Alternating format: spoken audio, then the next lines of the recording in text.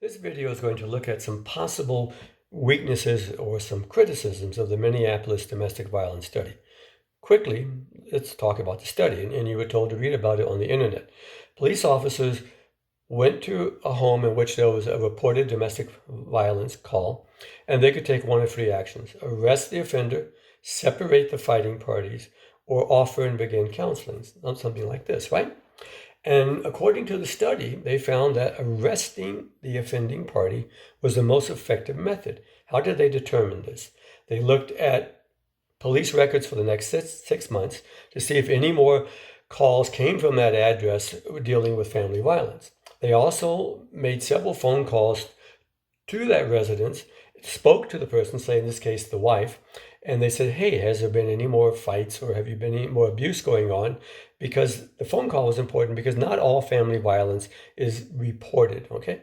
So based on that study, they concluded that arrest was by far the most effective method, that arresting the offender, when we looked at it, resulted in less family violence because for 6 months afterwards, there were fewer calls coming from that home reporting violence. When they made phone calls to the house to check as well on whether or not there was more violence going on that wasn't reported, it looked like arrest was the best method. And this was very important because this became a trend nationwide where police departments started saying, hey, you know, somebody's creating a family violence disturbance, we're going to arrest them.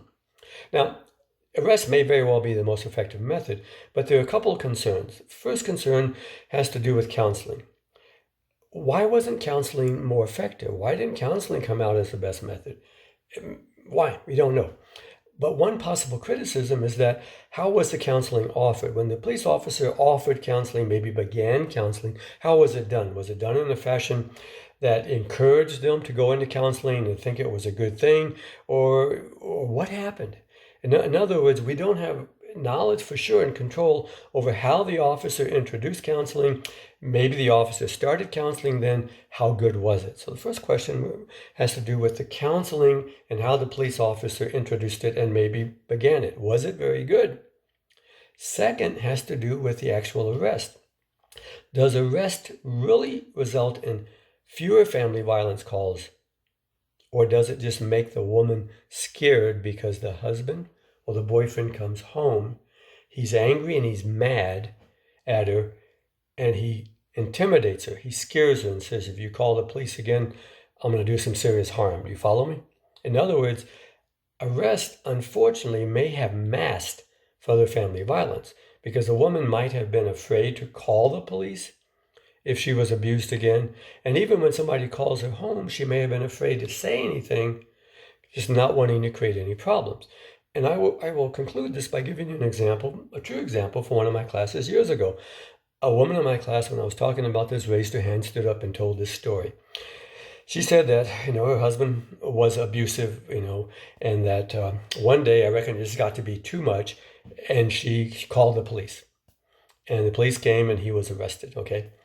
And the next day, she said he came home about midday or something, and he was kind of quiet. And she told the class that she was in the kitchen fixing lunch or something for the two kids, little kids they had at home.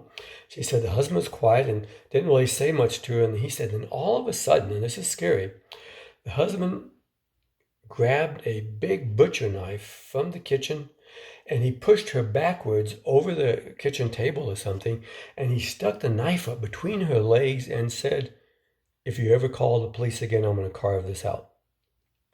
Wow. She said she was so scared that she has never called the police again, even though there have been other incidences of violence where he's hit her and abused her. She said she was frightened. And this true life example shows an issue that we've got to deal with. I'm not saying people shouldn't be arrested for family violence. I'm just saying we have to be aware that arresting the person, sometimes with some of these people, they become very angry and they intimidate the person. So therefore, a problem with arrest that we have to realize and try to deal with is that arrest may mask or cover up further incidences of family violence. So that's another criticism of the study, the Minneapolis domestic violence study.